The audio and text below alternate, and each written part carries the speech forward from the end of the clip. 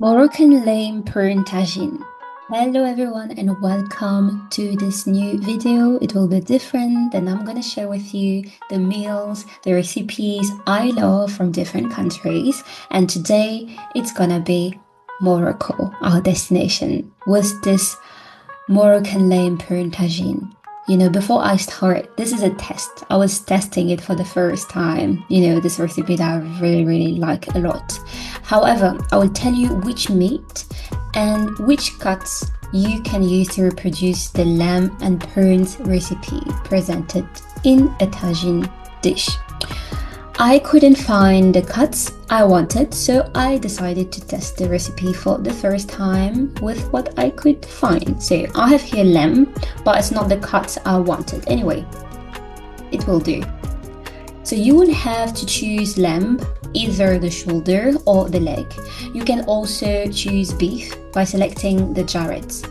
You will need the following ingredients for the steps: turmeric, ginger, pepper, salt, ground coriander, seeds, allspices, or I don't know how you call that, but like 7 spices we call it in French.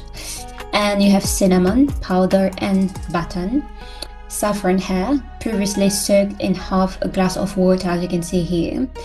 You will have also saffron powder, as well as Smen, which is a fermented salted butter from North Africa. And for the first step, I needed my meat and garlic too. So after mixing everything together in a bowl, I marinated my pieces of meat and left them to rest in the fridge. You can also do that the night before if you're planning to make it for lunch, for example. So you really let all the ingredients, the spices and everything to really soak in, to really go inside your meat and really, I don't know the word, but like really let all the ingredients go inside, as I said. So this is what I have been doing. It was the morning and I just let it soak, until the night before cooking. So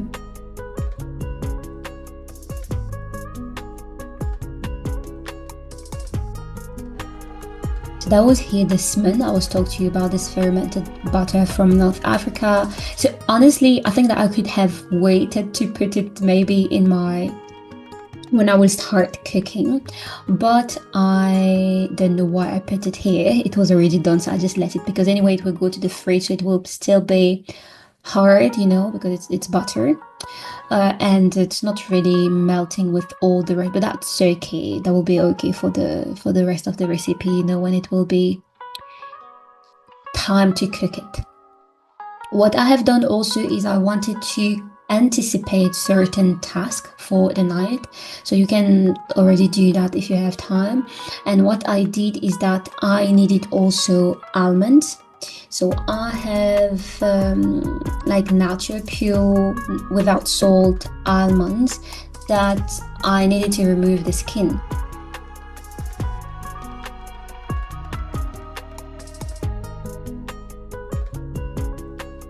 So what I have done is that I boil water and leave the almond to soak for 3 minutes before removing the skin. That will be really easy. And then I will do the rest of the steps in the evening.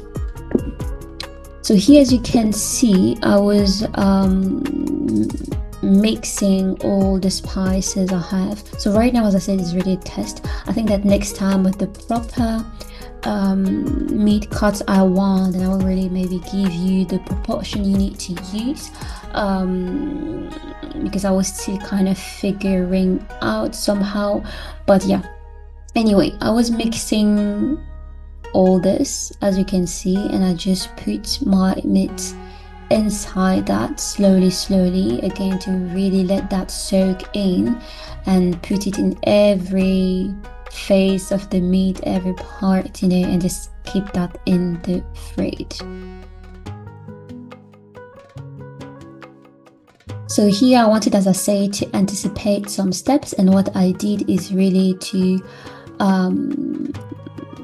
boil some water and ready to put my almond. It's called Mendel in German, as you can see on the package. So now it's we're at night and I will start cooking. So what I am doing is preparing my onions. So I have like three kind of middle-sized onion, and so I was cutting them more in like cutting the onions in quarter and then slicing it. I think you can also cut it in another way, but this is what I have chosen. So what I did also after cutting the onion, as you can see,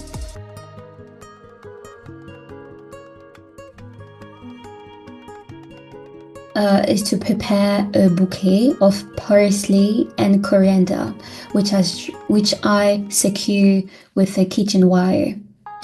And so as you can see here, you have the coriander leaves and the parsley. What I did also is kind of to put the meat first and then the onions and then my bouquet,